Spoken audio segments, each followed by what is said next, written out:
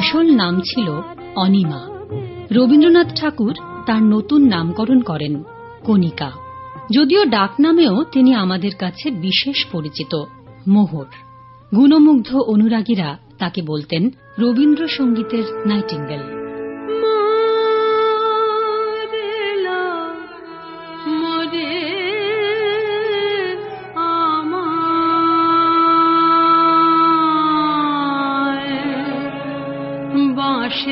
বাঁশিতে ডেকেছে কে, ভেবেছিলেন ঘরে রব, কোথাও যাব না।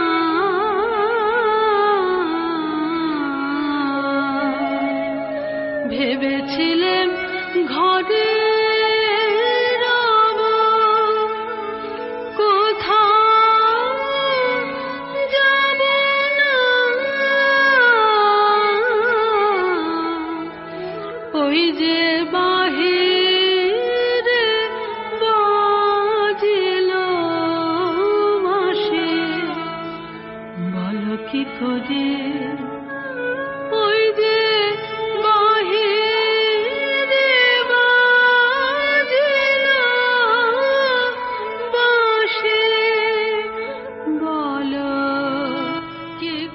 বলা হয় রবি ঠাকুরের পায়ের কাছে বসে তার গান শেখা।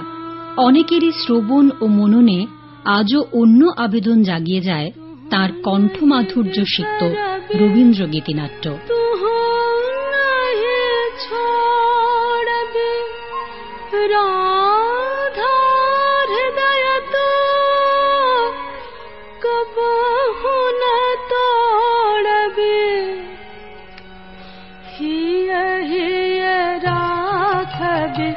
अनुदिन अनुखन अतुलन तोहार ले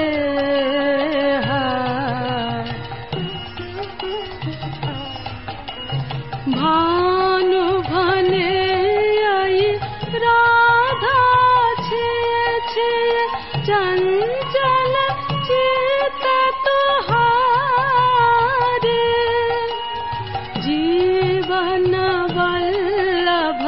मरण अधिक सो अब तू देख विचारी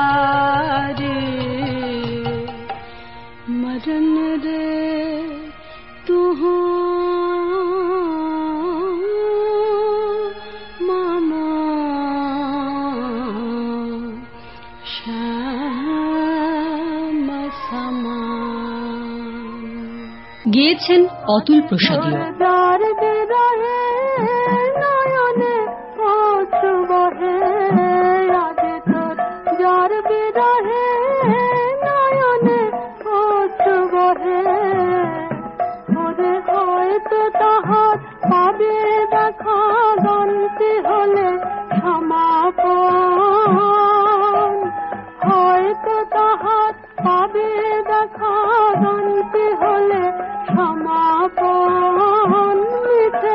তবুও কণিকা বন্দ্যোপাধ্যায়ের মূল পরিচিতি রবীন্দ্রসঙ্গীত শিল্পী হিসেবেই।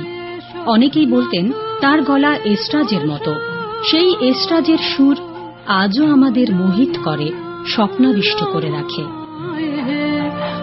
তুমি এসো এসো নাথ হয়ে বসো আমার শূন্য প্রাণে চির